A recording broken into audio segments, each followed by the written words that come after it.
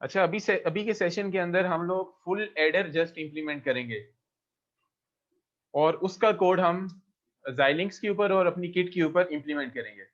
तो सबसे पहले आप लोग डेस्कटॉप के ऊपर जो आइकन आप लोगों को नजर आ रहा है Xilinx ISE 7.1, इसको आप लोगों ने डबल क्लिक करना है।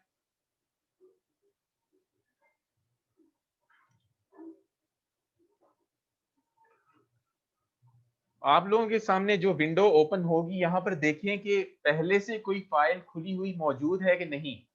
अगर पहले से कोई फाइल मौजूद है खुली हुई, तो उसको आप लोगों ने क्लोज करना है, क्योंकि कई दफा ये होता है कि आप लोगों ने पहले काम करके गए हैं तो वही वाली फाइल आपकी अगेन ओपन हुई हुई आपको मिलती है। तो इस वजह से पहले से अगर कोई फाइल यहाँ पर मौजूद है तो उसको आप लोगों ने क्लोज कर देना है।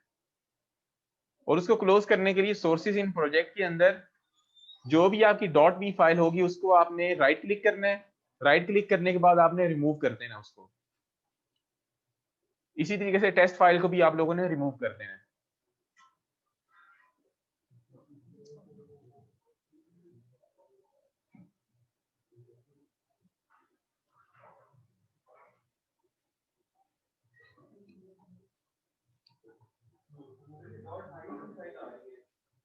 इसको इसको भी क्लोज करो। ये यार आपके ना राइट साइड के ऊपर एक छोटा क्रॉस का निशान आ रहा होगा, इस फाइल के ऊपर क्लिक करोगे ना तो इसके ऊपर क्लोज कर दो। राइट राइट साइड के ऊपर आ रहा होगा, होगी ये क्लोज। ये सारी की सारी फाइल्स आप लोगों ने रिमूव करनी है। अब आप लोगों ने फाइल में आना है, न्यू प्रोजेक्ट करना है। शकील कर रहे हो, और प्रोजेक्ट का कोई भी नेम दे दें इसे। फुल एडर प्रोजेक्ट लोकेशन जो आप लोगों की पहले से मौजूद है उसी को वही रहने दें, उसको चेंज ना कीजिएगा। Top level module type HDL होना चाहिए।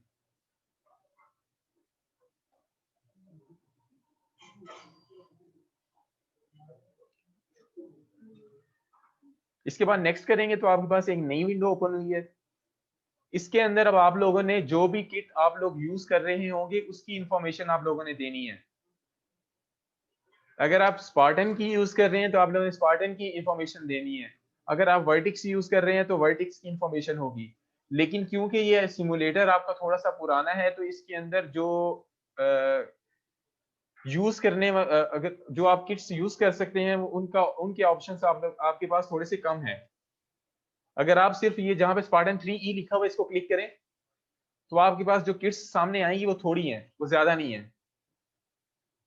मतलब जिंक वगैरह इसके अंदर मौजूद नहीं है, लेकिन वर्डिक्स वगैरह आपके पास यहाँ पर प्रेजेंट है। तो मैक्सिमम किट्स तो आप यहाँ इस सिमुलेटर को यूज करते हुए आप लोग यूज कर सकते हैं। लेकिन ये है कि हो सकता है कुछ ऐसी किट्स भी हों जो कि आप लोग इस सिमुलेटर को यूज करते हुए आप उसके ऊपर अपनी कोडिंग को यूज ना कर सकें। हमारी लैब के अंदर जो अवेलेबल है वो स्पार्टन 3E है, तो आप लोगों ने स्पार्टन 3E को सिलेक्ट करना है। सेकंड लाइन के अंदर डिवाइस के अंदर आपके पास जो ऑप्शन होना चाहिए वो है XC3S500E। क्योंकि स्पार्टन 3E के भी जो डिवाइसेस हैं उसके अंदर वो भी डिफरेंट हैं। मतलब किसी के कुछ केट्स हैं, किसी के कुछ केट्स हैं जो मार्केट के अंदर अवेलेबल थी। तो हमारे पास जो है वो 500E है, जो कि जिसका मतलब ये है कि 500K गेट्स हैं हमारे पास। इसका पैकेज है FG320, speed grade -4, top level module type HDL होगा। सिंथेसिस टूल जो है वो आपका XST VHDL और फॉरवर्ड स्लैश वेरीलॉग। सिमुलेटर आपका ISE सिमुलेटर होगा और सिमुलेशन लैंग्वेज आपकी आपकी इसके अंदर है वेरीलॉग। अगर आप लोगों ने VHDL के अंदर कोडिंग करनी है तो VHDL को आप यहाँ से सिलेक्ट कर लेंगे। अगर आपने वेरीलॉग में कोडिंग करनी है तो आपने वेरीलॉग को यहाँ से सिलेक्ट करना है।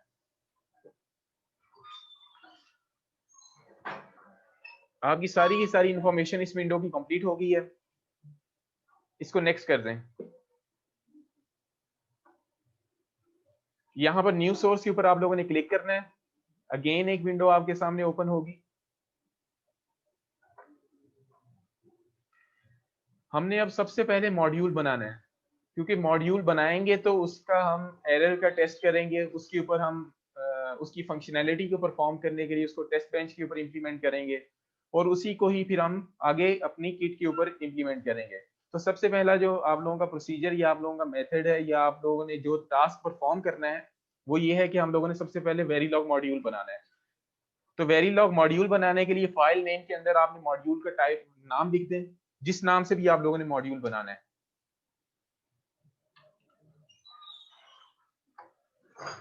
और इसके बाद वेरीलॉग मॉड्यूल को क्लिक करना है आपने।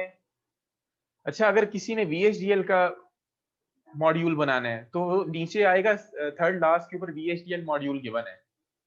कोई VHDL के अंदर अगर कोडिंग करना चाह रहा है तो उसने VHDL का मॉड्यूल सिलेक्ट करना है। जो वेरीलॉग के अंदर कोडिंग कर रहा है उसने वेरीलॉग का मॉड्यूल ही सिलेक्ट करना होगा।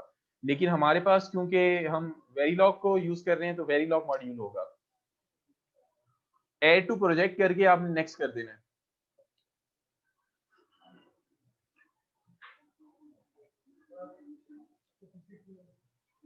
किसी के साथ आ जाओ यार।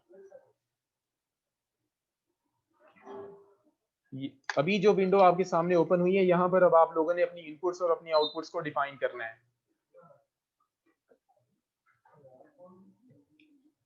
मैंने लास्ट टाइम भी बोला था कि यहाँ पर अगर आप चाहें तो अपनी इनपुट्स और आउटपुट्स को डिफाइन कर सकते हैं। अगर आप चाहें तो अपने कोड के अंदर जाकर भी अपनी इनपुट्स और आउटपुट्स को डिफाइन कर सकते हैं। अगर यहाँ पर आप डिफाइन करेंगे तो आपके मॉड्यूल के अंदर आपकी इनपुट्स और आउटपुट्स पहले से ही डिफाइन होंगी, और अगर आप यहाँ पर नहीं करते तो आप वहां पर जाकर आपको खुद इसका कोड लिखना पड़ेगा। इनपुट वर्ड लिख कर आउटपुट वर्ड लिख के आप लोगों ने खुद अपने वेरिएबल्स को वहां पर डिफाइन करना होगा। और अगर आप ऐसा करना चाहते हैं कि कुछ इनपुट्स को आप यहाँ पर डिफाइन कर लें और कुछ को आप जाकर कोड के अंदर डिफाइन करें, तो आप ऐसे भी कर सकते हैं। तो दो तीनों मेथड आप लोग यूज कर सकते हैं। तो हम यहाँ पर डिफाइन करते हैं, बल्कि यहाँ पर डिफाइन नहीं करेंगे क्योंकि हमारे पास अभी इनपुट्स ज्यादा हैं और आउटपुट भी ज्यादा है। तो इस वजह से ये है कि हमारे लिए कोड के अंदर डिफाइन करना आसान होगा। और हम पिछली लैब्स के अंदर इसी विंडो के अंदर क्योंकि इनपुट्स को डिफाइन कर चुके हैं, तो हमें इससे थोड़ा सा चेंज मेथड करना चाहिए। तो इसको नेक्स्ट कर दें। हाँ, इस तरीके से भी कर सकते हैं। चलिए ऐसे कर लेते हैं, कुछ यहाँ पर करते हैं डिफाइन और कुछ हम कोड के अंदर करते हैं डिफाइन। तो यहाँ पर लिख दें हमारे पास इनपुट्स कौन कौन सी हैं। फुल एडर के अंदर A B है, C इनको छोड़ दें क्योंकि कैरी इन भी फुल एडर में आ रहा है ना, तो कैरी इन को छोड़ दें आप, उसको हम उधर डिफाइन कर लेंगे। इसकी दो आउटपुट्स हैं, एक है कैरी आउट है और एक सम है। तो सम को यहां पर डिफाइन कर लें,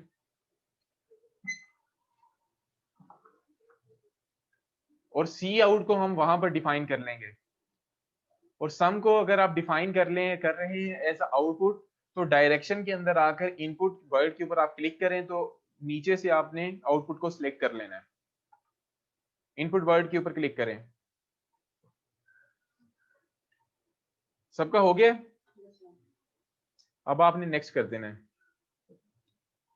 बल्कि एक मिनट बैक आए आप।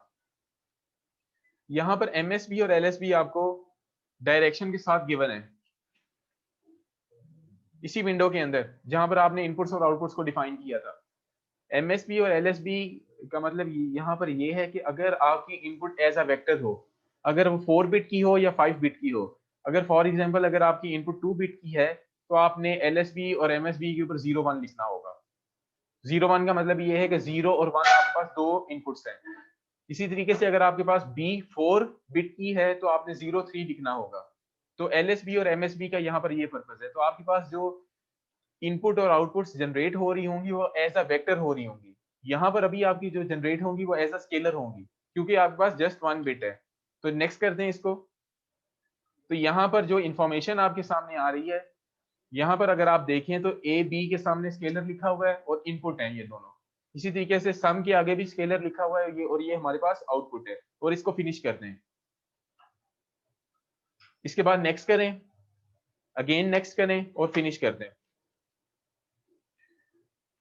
तो आपके मॉड्यूल के नेम के साथ .v की एक्सटेंशन के साथ एक फाइल आ जाएगी जो कि डिजाइन सम के साथ आपको नजर आ रही होगी।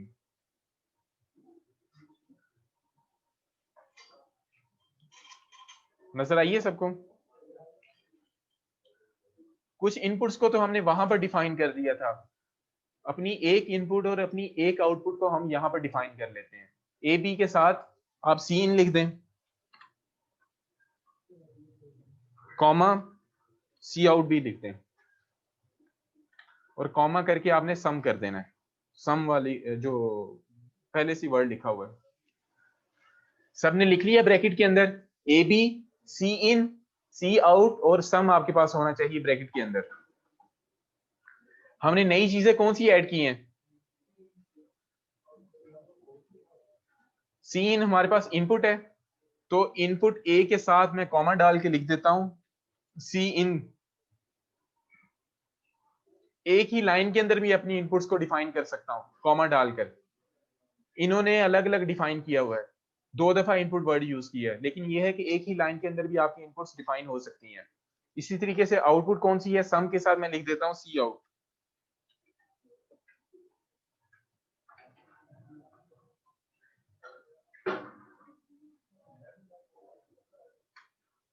सबने कर लिया? इसके बाद अब कोड लिख देते हैं। सबसे पहले सम का कोड लिखते हैं, असाइन सम को कर रहे हैं कि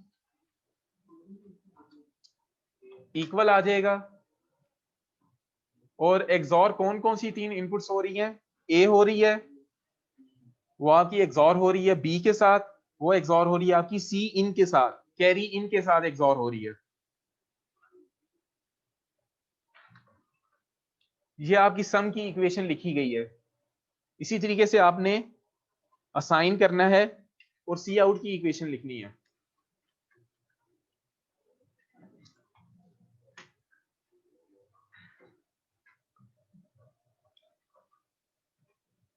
सी आउट की इक्वेशन में क्या आ रहा है कि आपका ए एंड हो रहा है बी के साथ,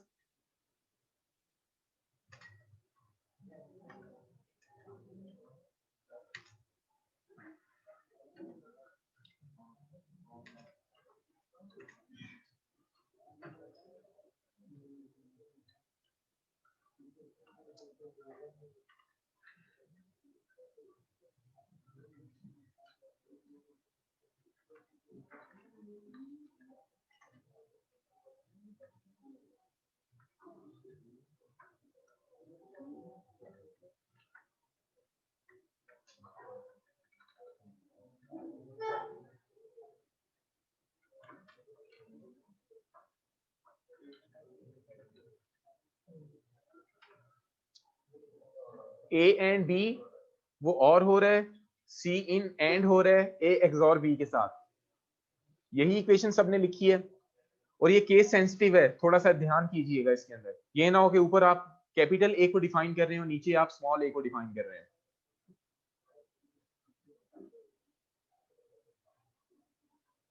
सब लोगों का लिखा गया है? कंट्रोल एस प्रेस करके इसको सेव करें। अब हम लोगों ने जो कोड लिखा है इसका एरर चेक करेंगे कि क्या हमारे पास जो हमारा लिखा हुआ कोड है ये सिंथेसाइज हो रहा है कि नहीं हो रहा।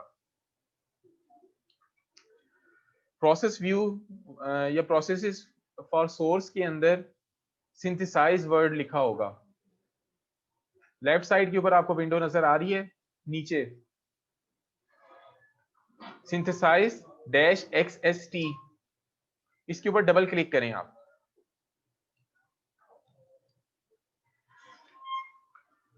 और अगर तो ग्रीन टिक आ जाता है तो इसका मतलब यह है कि आपका कोई एरर नहीं है। अगर येलो आता है तो आपकी कोई ना कोई वार्निंग है, और अगर रेड आ जाता है और क्रॉस आ जाता है तो इसका मतलब यह है कि आपके कोड के अंदर एरर्स आ रहे हैं, आप उसको रिमूव करें।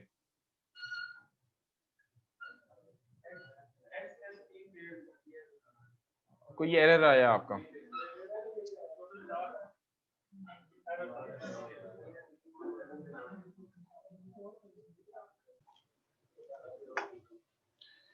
अभी आप लोगों ने आ जाना व्यू RDL स्कीमेटिक्स के अंदर, सिंथेसाइज के अंदर ही है व्यू RDL स्कीमेटिक्स। इसके ऊपर डबल क्लिक करें, एक बॉक्स आपके सामने ओपन होगा, इसके ऊपर डबल क्लिक करें तो आपके सामने हार्डवेयर बना हुआ आ जाएगा। आपके एफपीजीए के अंदर इस स्ट्रक्चर का हार्डवेयर क्रिएट हो रहा है। और अगर आप ये देखें तो ये आपके फुल एडर से मिलता जुलता है। यहां पर अब आपके पास या सिंथेसाइज में आना है, सिंथेसाइज को ओपन करो और इसके अंदर व्यू आरटीएल स्कीमेटिक्स है, इसके प्लस साइन को ओपन करो।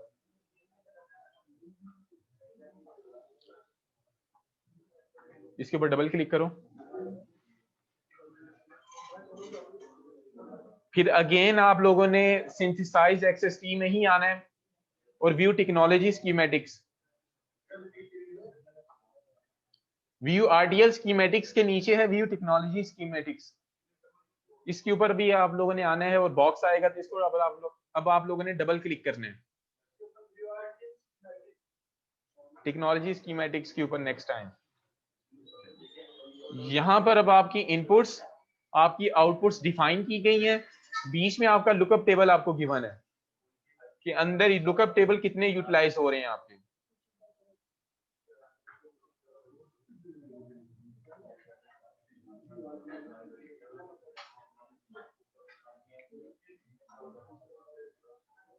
हम लोगों ने कोड लिखा, उसका एरर चेक किया और हमारे पास एरर नहीं आ रहा, और उसके बाद हमने ये उसका आरटीएल स्कीमेटिक्स भी देख लिया और इसका टेक्नोलॉजी स्कीमेटिक्स भी हम लोगों ने देख लिया है। अब हमने इस कोड को टेस्ट करना है, क्योंकि एरर तो किसी भी कोड में हो, अगर आप वो सारी की सारी चीजें परफॉर्म करेंगे तो एरर उसका रिमूव हो जाएगा, लेकिन क्या आपका कोड आपके रिक्वायर्ड फंक्शन को परफॉर्म कर रहा है? तो इसके लिए हम उसका टेस्ट बेंच बनाएंगे। उसके लिए ये आपको स्टार्ट के अंदर सोर्सेज इन प्रोजेक्ट के अंदर, जो स्टार्ट के अंदर लेफ्ट साइड के ऊपर है, आपके मॉड्यूल नेम के साथ .v की एक्सटेंशन के साथ एक लाइन शो हो रही है स्टार्ट में लेफ्ट साइड के ऊपर सोर्सेज इन प्रोजेक्ट के अंदर।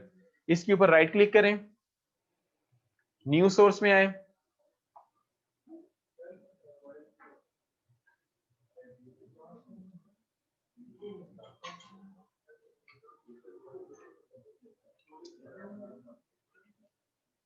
मुश्किल हुआ है। यहां पर अब आप फाइल नेम अपनी मर्जी से कोई भी रख दें, टेस्ट, और टेस्ट बेंच वेव फॉर्म आपको नजर आ रहा होगा यहां पर, वो ऊपर है यार, ये जिस लाइन के ऊपर थर्ड वाली लाइन के अंदर आओ, इसके ऊपर राइट क्लिक करो, न्यू सोर्स करो, टेस्ट बेंच वेव फॉर्म के ऊपर क्लिक करें और नेक्स्ट करते हैं इसको,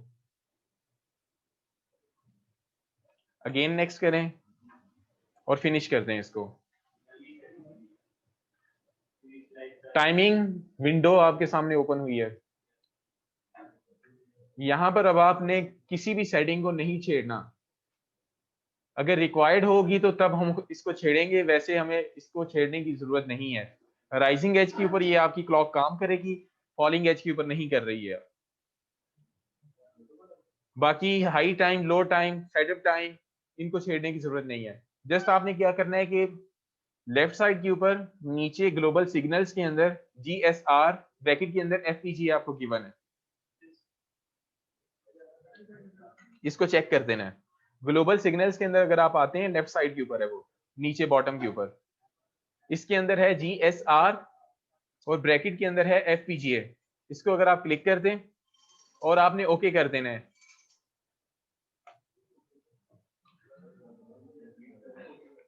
तो एक क्लॉक की एक विंडो सी ओपन हो गई आपके सामने।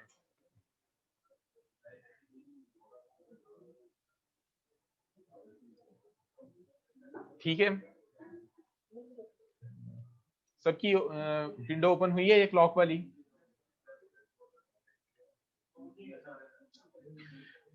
यहां पर हमने अपनी A, B और C इन, ये हमारे पास 3 इनपुट्स हैं।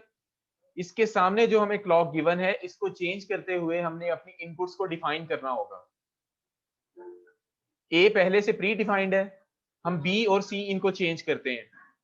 B और C इनको चेंज करने का मेथड, आप लोगों ने C आउट और सम को हाथ नहीं लगाना, कैरी आउट और सम की टाइमिंग वाली जो आप क्लॉक की जो आपके सामने एक लाइन आ रही है, उसको आप लोगों ने नहीं छेड़ना, जो येलो कलर में है, जिसके सामने येलो कलर की स्ट्रिप्स हैं, उसको आप लोगों ने नहीं छेड़ना।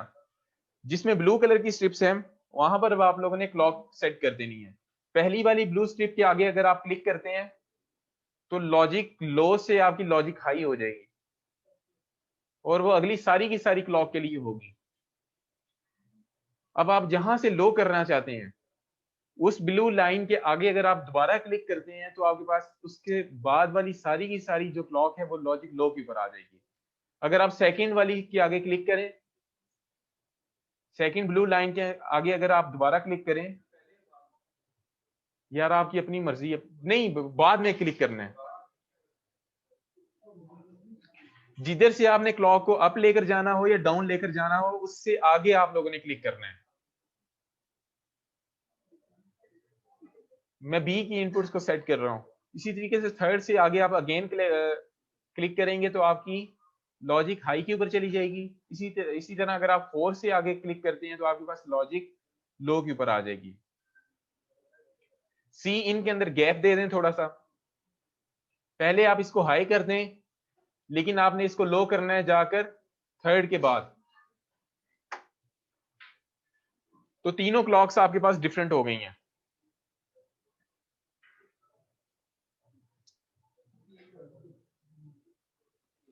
पहले वाली की फ्रीक्वेंसी ज्यादा है, बी की फ्रीक्वेंसी उससे थोड़ी सी ज्यादा है, और सी इन की फ्रीक्वेंसी उससे ज्यादा हो जाएगी। या कहना चाहिए टाइम पीरियड उसका, नहीं बाद वालों की फ्रीक्वेंसी कम है, सॉरी, जिनको हमने सेट किया उसकी फ्रीक्वेंसी हमने कम रखी है, उसका टाइम पीरियड ज्यादा है आपका। सबने सेटिंग्स कर ली हैं। इसके बाद कंट्रोल एस प्रेस करें और प्रोसेस व्यू में आ जाएं।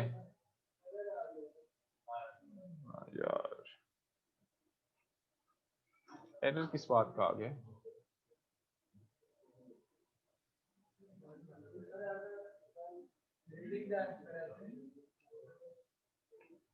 साथ वाले के साथ देखो, मैं करवाता हूं तुम्हें, मैं रिकॉर्ड कर रहा हूं तो फिर इशू हो रहा है।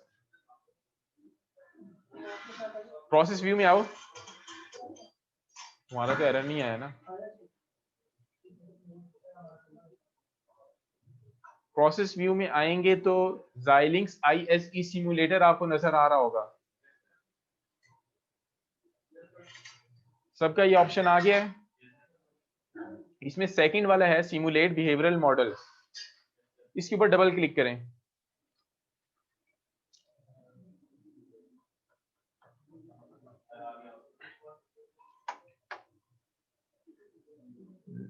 .tfw के साथ लेफ्ट साइड के ऊपर आपकी एक फाइल ओपन हुई है, test-isim, ISIM के ऊपर आप क्लिक करें।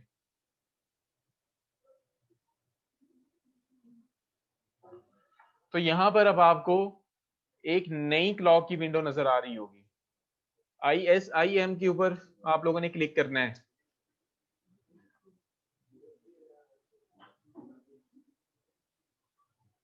सबने क्लिक कर लिया?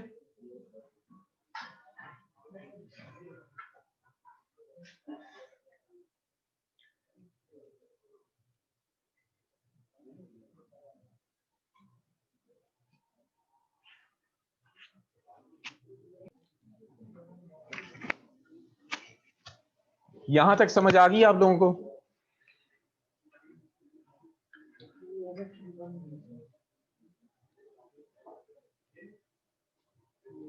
आपकी .v फाइल के अंदर ये देखें, मेरे पास fa.v, इसके अंदर .tbw, इसके अंदर टेस्ट की फाइल मेरी ओपन हुई है। आप लोगों की इसके अंदर ओपन नहीं हुई, आपने वहां पर एरर किया। आप अगेन वहां पर जाएं, इसके अंदर आए, न्यू सोर्स करें और again test bench wave form के ऊपर आकर आप अगेन मॉड्यूल बनाएं, फिर आपका बनेगा।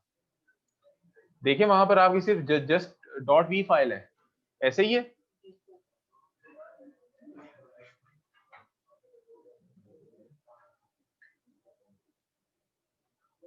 इसके बाद .v फाइल पे अगेन आ जाएं।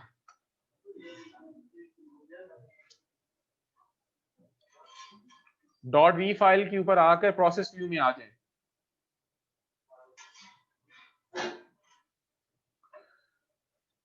हमने इसकी फंक्शनैलिटी भी चेक कर ली है कि इसकी फंक्शनैलिटी क्या हमारा रिक्वायर्ड फंक्शन परफॉर्म कर रही है कि नहीं कर रही।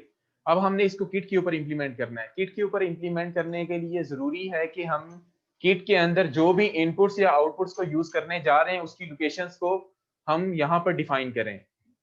आपके सिमुलेटर के अंदर उसको डिफाइन कर रहे हैं, तो उसको डिफाइन करने के लिए हम क्या करेंगे कि यूजर कंस्ट्रेंट्स में आए। यार ये प्रोसेसेस फॉर सोर्स के अंदर यूजर कंस्ट्रेंट्स आपको गिवन होगा।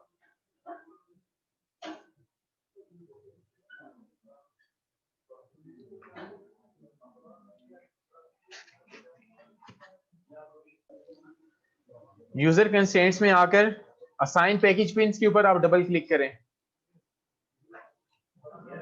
यस करें।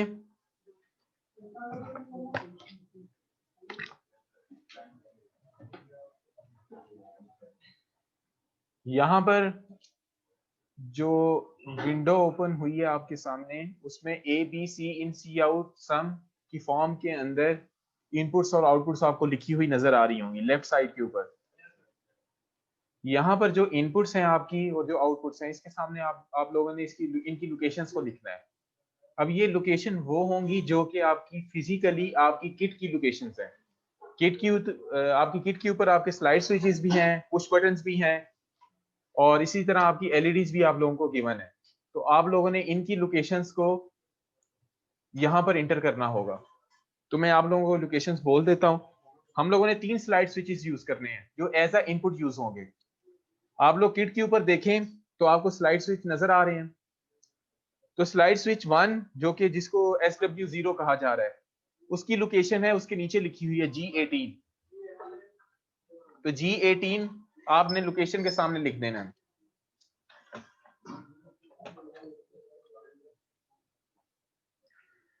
इसी तरह इनपुट बी के लिए हम सेकंड स्लाइड स्विच यूज करेंगे जो कि है H18 और सी इन के लिए हमारे पास जो थर्ड कैरी इन का जो स्लाइड स्विच यूज होगा वो थर्ड वाला है जो जिसकी लोकेशन है K18।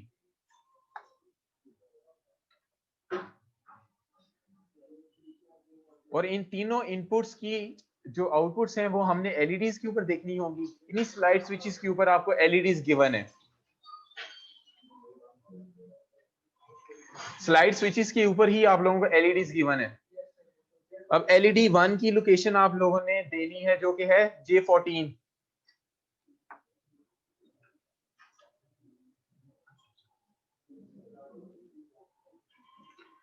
एलईडी 2 की लोकेशन आप लोगों ने देनी है J15।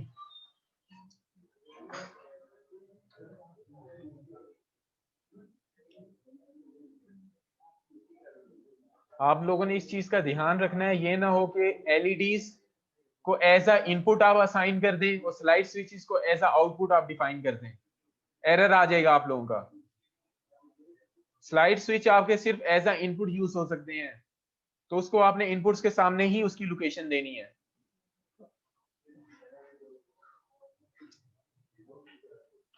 इसको सेव करें और सेव करने का मेथड वैसे ये है कि आप सबके ऊपर ना बारी बारी सब लोकेशन के ऊपर बारी बारी जाके कंट्रोल एस करते जाएं। इससे सारी की सारी सेव हो जाती हैं और इस विंडो को आप क्लोज कर दें। इसके बाद यूजर कंस्ट्रेंट्स में ही है एडिट कंस्ट्रेंट्स और ब्रैकेट के अंदर लिखा हुआ है टेक्स्ट। इसके ऊपर डबल क्लिक करें। आपके सामने जो विंडो ओपन होगी वहां पर आपकी इनपुट्स और आउटपुट्स के अगेंस्ट आपकी लोकेशन डिफाइन होगी। अब आपने यहां पर देखना है कि अगर आपकी 3 इनपुट्स हैं तो तीनों की तीनों इनपुट्स की लोकेशन यहां पर डिफाइंड हो और अगर आपकी 2 आउटपुट्स हैं तो दोनों आउटपुट्स की लोकेशंस भी यहां पर डिफाइंड हो। अगर किसी की लोकेशन नहीं डिफाइंड तो अगेन आपने असाइन पैकेज पिन में आना है और अगेन आपने लोकेशन असाइन करनी है। सबकी असाइन है। अब आप ये लेफ्ट साइड के ऊपर सोर्सेज इन प्रोजेक्ट के अंदर डॉट वी फाइल के ऊपर आ जाएं और इम्प्लीमेंट डिजाइन करते हैं, डबल क्लिक करते हैं इम्प्लीमेंट डिजाइन पे, यार प्रोसेस व्यू के अंदर या प्रोसेसेस फॉर सोर्स के अंदर है इम्प्लीमेंट डिजाइन। इसके ऊपर डबल क्लिक करें, जिसके अंदर आ रहा होगा ट्रांसलेट मैप प्लेस एंड राउट। हो गया सबका? अब प्लेस एंड राउट के अंदर आ जाए।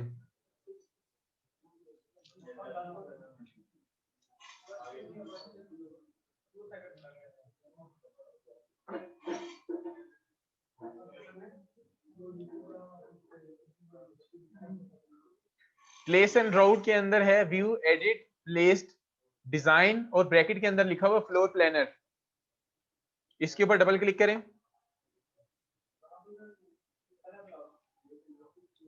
प्लेस एंड राउट के अंदर आपके सामने एक ब्रेड बोर्ड टाइप आपको शो हो रहा होगा। लेफ्ट साइड के ऊपर सबसे पहली लाइन के ऊपर क्लिक करें, टॉप के ऊपर लेफ्ट साइड पे।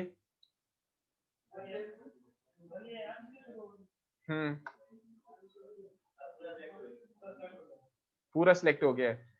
आपको ब्रेड बोर्ड टाइप जो एक डायग्राम नजर आ रही है, इसके ऊपर एरो हेड्स भी आपको नजर आने शुरू हो गए। अब इसको आप जूम करें।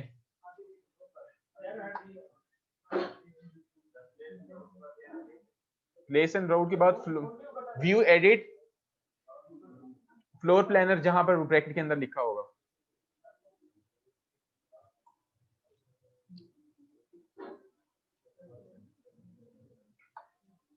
यहां पर अगर आप देखें तो आपके एरो हेड की फॉर्म के अंदर आपकी इनपुट्स और आउटपुट्स के बीच में कनेक्शन शो हो रहा है। तो ये एक तरह से आपके आईसी के इंटरनल वो एक कनेक्शन सा बताया जा रहा है। और अगर आप लेफ्ट साइड के ऊपर देखें तो आपके मॉड्यूल नेम के साथ ब्रैकेट के अंदर लिखा होगा कि 5 IOB, मतलब 5 इनपुट आउटपुट्स हैं आपकी, टोटल 3 इनपुट्स हैं आपकी, 2 आपकी आउटपुट्स है। इसको क्लोज करते हैं।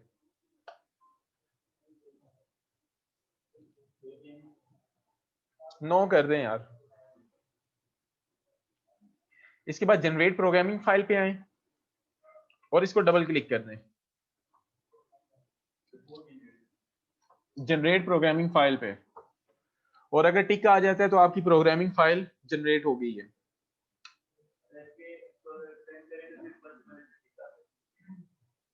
क्योंकि अगली वाली वो दूसरी फाइल्स है आपकी। सेकंड वाला ऑप्शन आपका PROM की फाइल बनाने के लिए यूज होगा।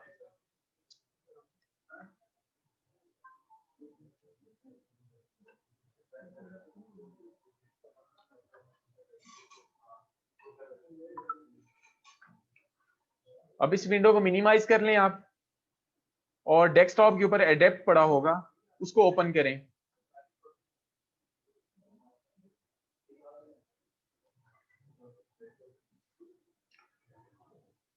अपनी किट को भी USB पोर्ट से कनेक्ट कर लें, और ये देखें कि एडेप्ट के अंदर आप लोगों की किट शो हो रही है आप लोगों को कि नहीं, कनेक्टेड है कि नहीं। सबकी कनेक्टेड है, ठीक है। आप लोग चाहें तो इसके ऊपर टेस्ट परफॉर्म कर सकते हैं, और टेस्ट परफॉर्म करने के लिए आप कॉन्फ़िगर के साथ टेस्ट का ऑप्शन आ रहा है, और इसके अंदर आप स्टार्ट टेस्ट कर दें। स्टार्ट टेस्ट करने के बाद आपको यहाँ पर स्लाइड स्विचेस की पोजीशन शो हो रही होगी। अगर आप किट के वो स्लाइड स्विचेस को मूव करें तो आपको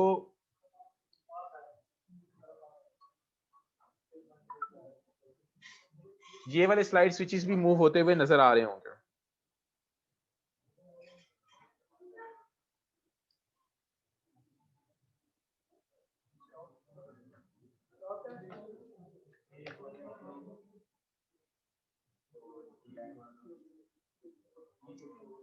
एडेप्ट के अंदर आप लोगों ने टेस्ट परफॉर्म किया और स्लाइड स्विचेस को मूव करके आपने देखा कि आपकी किट ठीक तरीके से फंक्शन को परफॉर्म कर रही है कि नहीं कर रही। इसके बाद अब आप लोगों ने स्टॉप टेस्ट कर देना है। स्टॉप टेस्ट करके कॉन्फ़िगर के अंदर आना है।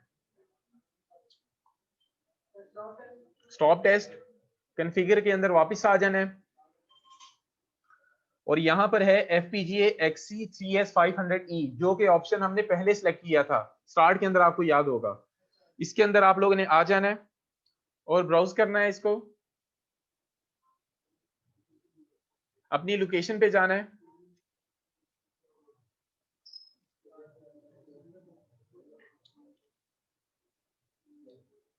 और यहाँ पर जिस भी नाम से आपने फाइल प्रोजेक्ट बनाया होगा उस फाइल को ढूंढकर उसके ऊपर क्लिक करके उसको ओपन कर लेना है। और यहाँ पर जिस भी नाम से आपने फाइल का नेम जो भी सिलेक्ट किया था उस नाम से आपकी बिट फाइल आ रही होगी, इसके ऊपर आपने क्लिक करना है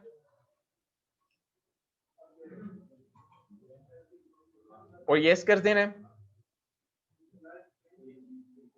और आपने प्रोग्राम कर देना है। सामने प्रोग्राम का ऑप्शन भी होगा और इसको भी यस कर देना है।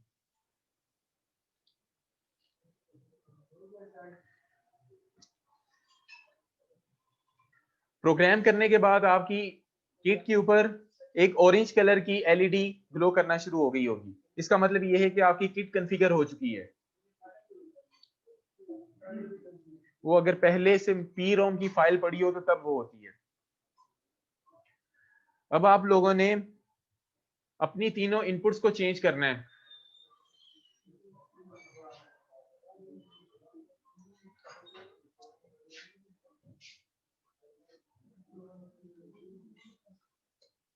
तीनों इनपुट्स अगर हम चेंज करते हैं तो हमने उसकी अगेंस्ट हमने अपनी आउटपुट्स को डिफाइन अपनी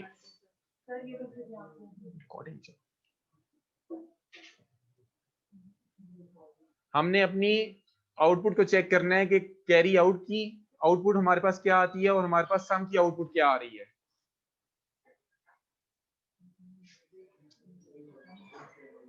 अगर आप तीनों को जीरो करें, ए बी और सी इन तीनों जीरो होंगे तो आपके पास कोई भी एलईडी ग्लो नहीं कर रही। इसका मतलब ये है कि ना आपके पास सम आ रहा है ना आपके पास कैरी आउट आ रहा है।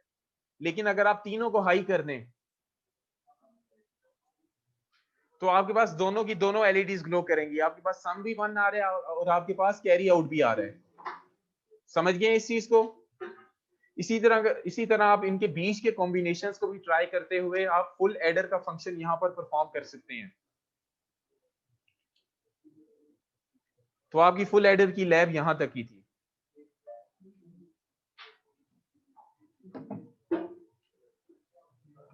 ये जितने भी मैंने ऑप्शंस आप लोगों को बताए हैं इन ऑप्शंस को आप लोग याद रखिएगा। नेक्स्ट लैब के अंदर सिर्फ आप लोगों को मेमोराइज कराने के लिए एक दफा मैं फिर ये करवाऊंगा, खुद ही करवा दूंगा। लेकिन उससे बाद आप लोगों ने खुद करना होगा। जिसका कोई भी इशू आएगा उस पर उसके मार्क्स जाएंगे।